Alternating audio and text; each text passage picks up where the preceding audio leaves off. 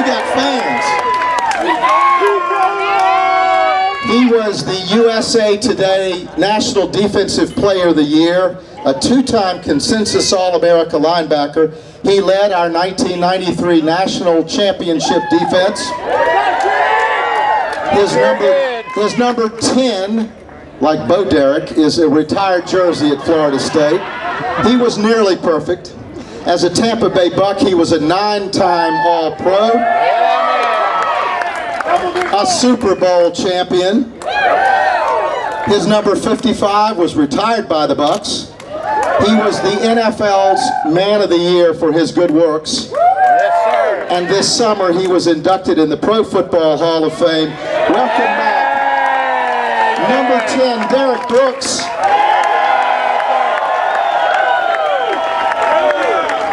Thank you, Derrick. Our second football legend was our first legend at Florida State. He is our first retired jersey athlete. He led us to our first win right there over the University of Florida in 1964. He was a consensus All-America, a 13-year Oakland Raider, a 6-time All-Pro, a Super Bowl champion, a Super Bowl Most Valuable Player. He's a member of both the College Football and the Pro Football Halls of Fame. And when America honors the best wide receiver in America, they win the Bilentnikoff Award. Welcome, number 25, Fred Bilentnikoff.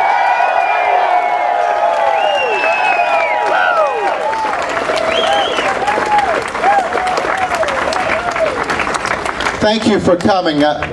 Derrick, let's talk about times at Florida State. Let me ask you this. Honestly, you could have gone anywhere you wanted to out of high school. What led you to Tallahassee? Actually, I really don't have a sexy story to tell you. But I'll tell you this. My mother was sold on Florida State during my visit with Coach Bowden in our house. My younger sister, LaToya, was probably 7, 8 years old at the time. And she was sitting between Coach Bowden and myself as they were talking, and Coach Andrews, they were going through the whole spiel, telling me how great this university was, and it was starting to sound like elevator music to a high school kid. But my sister started to fall asleep, and she kind of fell over on Coach Bowden, and she was starting to sleep, and my mom got up to put her in the bed. Coach Bowden grabbed her, he's like, "No, she's right at home with me." So that sold my mom.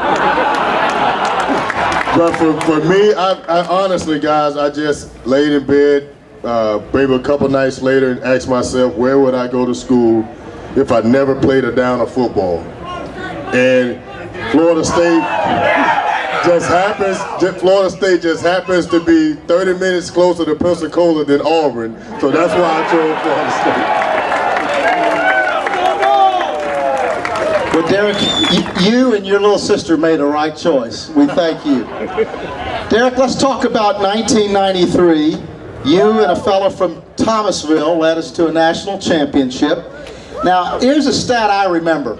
In 1993, after our first 5 ball games, our opponents had scored 14 points. Derrick Brooks, as a linebacker, had scored 18 points. He had personally outscored the first 5 teams, and he didn't even play offense. Now, Derrick, what made you guys a championship defense? Really, it was the work we put in here on this practice fields. That particular summer, heading into that season, pretty much 90% of our football team stayed here during that summer, and we pushed each other to no limits, because we felt coming off of the 92 season, our offense was on track, and they'd figured out this shotgun, this hurry-up offense with Charlie. But we as a defense were just finding our identity. We just lost Marvin Jones, and a lot of people around the country didn't know what we were on defense. But we were a very confident bunch. And I think we just put in a lot of work behind the scenes. And one thing that our defense was confident of that year was scoring opportunities. That was the one thing that was missing. Whenever we got in a big game, the defense didn't score. So we were mentally preparing ourselves to score on defense every single game, man.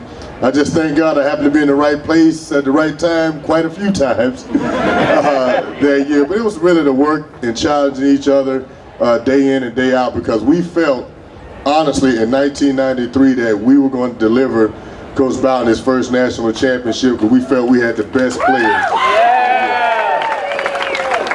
Derrick, let's go to 1993.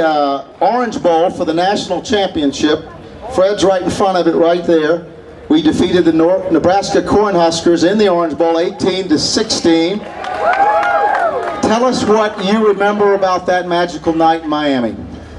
Well, the first thing I remember is they lined up for a field goal. I was like, not again. It's just can't happen to us again in this weather. But we know it's going to be a tough game. And what I really remember about that game is not so much of what happened during the game, because we went out and we played. It was a close ball game throughout. We knew that there was going to be a tough opponent and we were not going to blow out Nebraska. It was because of the weather and our offense had to change. So we knew it was going to be really close, and our defensive staff kind of prepared us for that throughout the week. To keep it tight, we'll find a way to win. So as we line up, really for them to kick that field goal, it was just, as we broke that huddle, we was like, we're either going to block it or he's going to miss it, because we're going to win. And lo and behold, as we saw it sail left, we all jumping and screaming. But for many of you that was not in that locker room, to see Coach Bowden's expression when he talked to us in that locker room was priceless. He really looked as if the bear was lifted off his back. And he just, amongst all the emotions with him and Miss Ann, he just simply said, thank you. He said, guys, I can't say nothing more than thank you, thank you, thank you. And I just remember his face till today, full of emotion and wet hair, because we douched him 3 times with Gatorade. Excuse me, Powerade. We poured Powerade over it.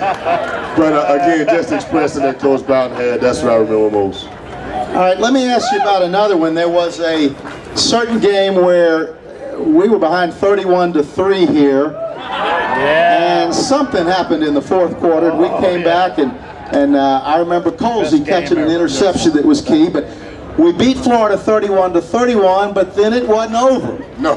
If you guys remember, we went to the Sugar Bowl, your last game, and it was called the 5th quarter in the French Quarter. And we had a game against Florida again in New Orleans. What do you remember about that game? Well, first we honestly went into that game knowing that we was going to beat Florida again, because the way that we came back, we felt we won, and they did choke. They did. There was no other explanation than that. We came back and we smashed them with the 10 minutes to go. But going into the Sugar Bowl, we said, hey, we're not going to let it be close. It's not going to be another dramatic finish. We're going to finish this off right. And from the first snap all the way through, we dominated the 5th quarter. And for me, personally, that game has a great significance, because before that game, I shared with you guys, I had a dream about Deion Sanders played his last game in the Sugar Bowl, and he had an interception to win the game. Well, that vision came to me.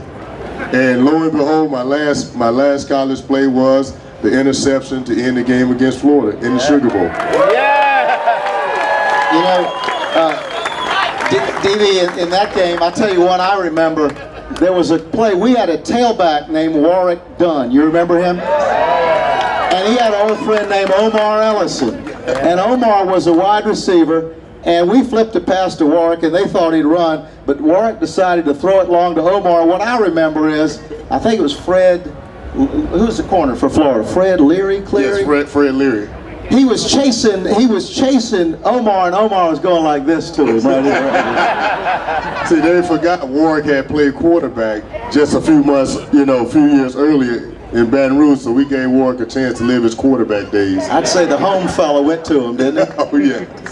Let me ask you, Derrick, you were a Super Bowl champion, Hall of Fame career at the Bucs, but a lot of people remember you just as much for your play on the field, and this isn't trite, for your work off the field. Tell us about your work with Brooks Bunch and your charities. Well, thank you.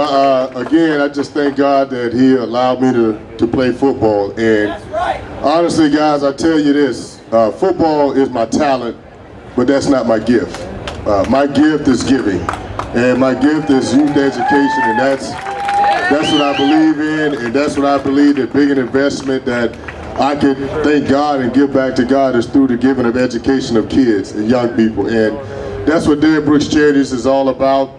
Started back in 1998 in Tampa, Florida. And just throughout that time, I've just been blessed to provide opportunities for kids not only to get educated, but travel and see the world beyond the walls that they live in. And that, again, to me just sparks an inspiration to make better citizens for tomorrow. And that has led us now to start our own charter high school, which I have in Tampa with the DeBartolo family as my partners.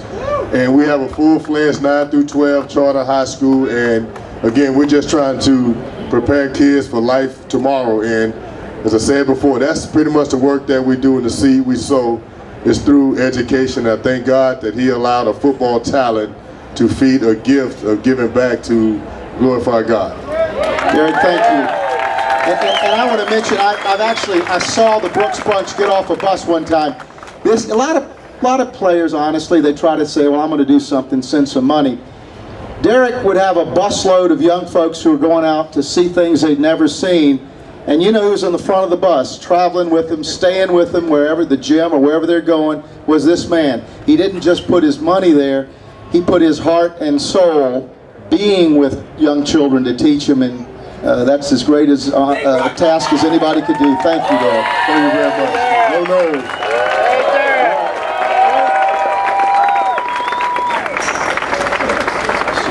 How about again for let me say this, no one else has since or will ever wear number 25 other than Fred Bilentnikoff.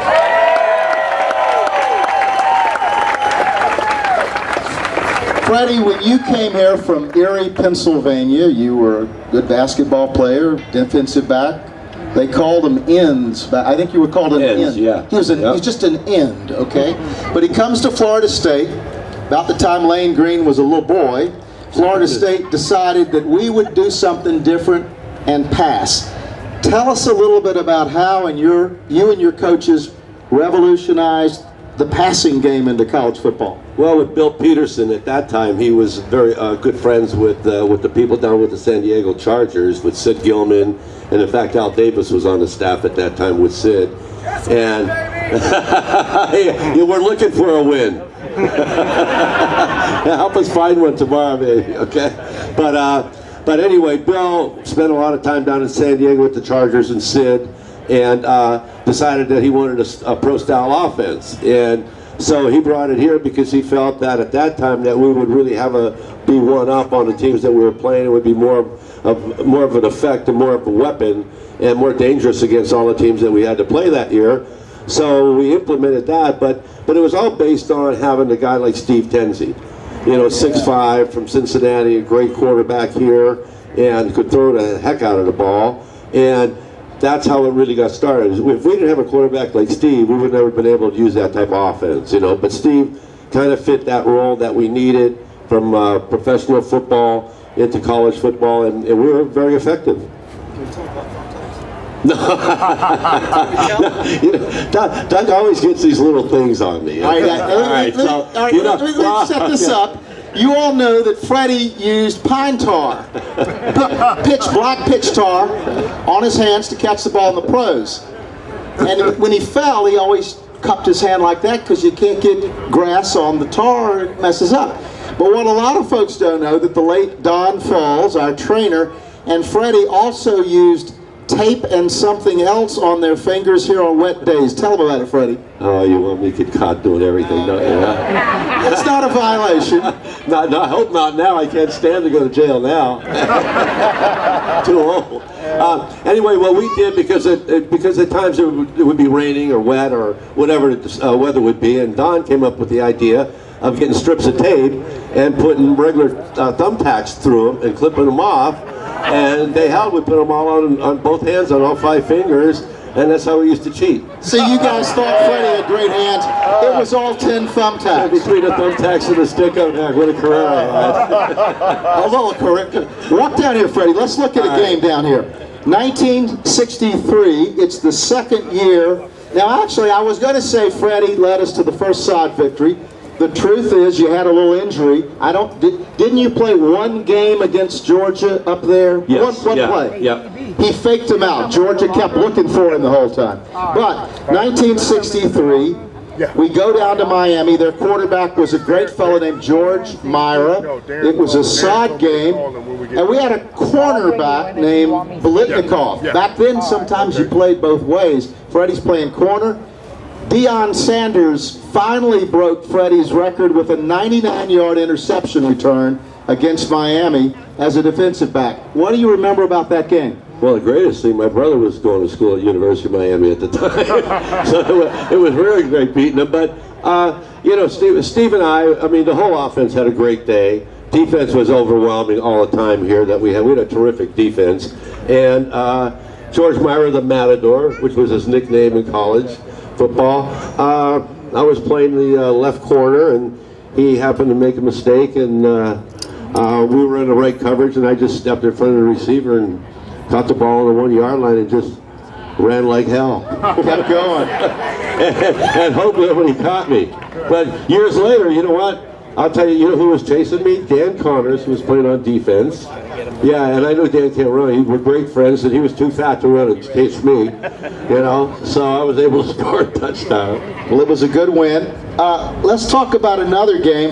It wasn't a sod game, but in 1964, we'd been playing Florida, and they would only play us in Gainesville for the first 7 years.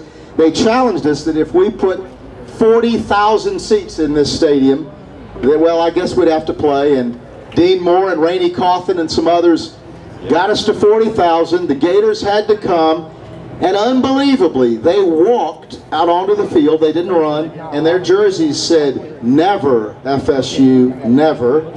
That was on their jerseys, but they hadn't met Freddie, baby, Freddie. Tell us about that win in '64 against Florida. We sent them packing. But no, you know what was really great, because we had to put up with so much, because at that time, Florida State were really trying to get some national recognition, and all the years that when I was a young guy, when I first started here, and all the guys that were older that played, we could never beat this team. And so we happened to hit it just right, and we had a great team at the time, a great offense, great defense, great special teams, and I'll tell you, it was so much fun to see Steve Spurrier crying again. All right, I said this earlier. It was great because, you know, I don't think he's quit crying because of that game. He avoids me every time I see him. I remind him all the time, too. I tell you, Steve has a hard time wearing garnet for South Carolina. He usually wears black up there because he has a hard time with it. Freddie, the '64 Gator Bowl. You and Steve Tinsey and Jack Shinholzer led us to the Gator Bowl. It was our first big bowl game. Back then, now Gator Bowl's a great game, but there weren't many bowls, and it was the first New Year's Day bowl for us. We took on Big Bad Oklahoma, and they were a great powerhouse. You and Steve had a pretty good day that day. What do you remember about the Gator Bowl? Well, we beat a big-time team, that's for sure. And, you know, we were ranked, what, 9th in the country at that point, and Oklahoma was in the top 5, and, you know, all you ever heard about was Oklahoma, Oklahoma, Oklahoma, all the years we were here at Florida State, and then we ended up playing them in the Gator Bowl. And this is our really first big major bowl here at the university going to. We're playing over in Jacksonville. And, you know, we just were just that good of a team. We were just better than Oklahoma, and it was so good to finally get that national recognition of beating them, okay, in a major bowl game, you know, which was terrific for us in the school and all the players. It was unbelievable. And, you know, to go, and Steve and I we had a heck of a day. You know, we were very fortunate, you know, that we connected on a lot of passes and a lot of touchdowns, and we were just too much for them offensively. Freddie's a little big. Freddie caught 4 touchdowns to beat Oklahoma that day. It was a good one. All right, Fred, then we go on, we leave Tallahassee, off to Oakland, and you know, you don't see it much anymore. Freddie was always an Oakland Raiders, a little boy. I remember those late afternoon games. What a wonderful. Now, here's some names. You had a tough and a colorful bunch. George Blanda, Darryl LaMonica, Kenny Stabler, Ted Hendricks, John Matuzak, even a Notre Dame player named Dave Casper. What was it like to be part of Al Davis's Oakland Raiders?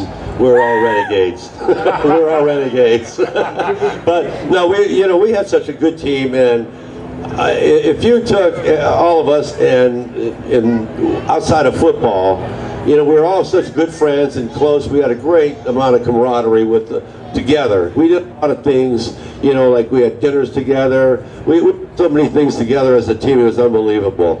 And the great thing about it was that everybody on the team was basically an underdog. Everybody came from a tough background growing up as a kid. And Al was a tough guy, and he wanted tough players. And he wanted guys that would go out there and not only got mad when they lost, but hated losing. And so we were fortunate enough that we had an entire team that hated to lose. And we had so many underdogs on our team that were just fantastic players. I mean, I look back now for the 14 years I played in Oakland, and I'll tell you what, I played with some great players. And they were fantastic players, fantastic guys, and we won a lot of games. Now my coaching record isn't too good with Derrick, all right, with the Raiders when they beat us down, and I always told the stuff to him, okay? He stole my Super Bowl ring with coaching. When Tampa beat us down in San Diego a few years ago, I'll tell you what. But we were a great team. We had great players, like Stabler and, Casper. I mean, everybody was great. LaMonica, Blanda. I mean, you can go down a list. It was just all legends. I mean, you talk about people that remember guys that played football. Our Oakland Raider teams, I mean, I'll tell you what, we have so much support from people all over the country. It's amazing. It really is. Freddie, I will say they had a lot of great players, but there's only one that has the national award named for him. That's Fred Bilentnikoff. And Freddie, the last softball, what has it meant to you to be from Pennsylvania, come to school in Florida, and be a Seminole? What has that meant to you? Oh, man, I'll tell you what, when you know what, in life, in everybody's lifetime, you wait for a period of time in your life when you're doing something that you all want to do, that you love doing. I really believe that you really don't appreciate what you're doing at the time until later. And thinking back on what you did, people you were around, like with these two guys here, man, it's fantastic to be able to say, yeah, I was a Seminole with these guys too, with Warwick and, Derrick. So, it's fantastic. But to be, listen, to be from Florida State, I'll tell you what, it's to be from Florida State and be a Seminole and be part of this university growing and a football program growing, to me means the world. It really does. And listen, I'll tell you what, there's a lot of people waiting tonight to get chopped down. All right? Let me tell you one thing. Angelo, you know who Tim Brown is. He played for Notre Dame years ago, and I coached Timmy for the majority of his career, okay? So he texted Angelo and I last night and said, look out for tonight, okay? And so I had Angelo text him back. I said, tell him to tell that little leprechaun there's going to be a little Indian with a hatchet chasing him around. So, listen, we're going to bring it home now, so I don't have to deal with Timmy anymore. Freddie, we can't tell you how much it meant for you to come back. We love you. We love you, Derrick. Thanks for joining us. Thank you all. We've got our role. Do we all have a role tonight? There's a team. This is not a sod game. But there haven't been many home games in a while that I think some people think the odds are against us, so we need to bring it home like we were. Thanks for joining us for Sod Talk. We'll see you in Virginia. Take care.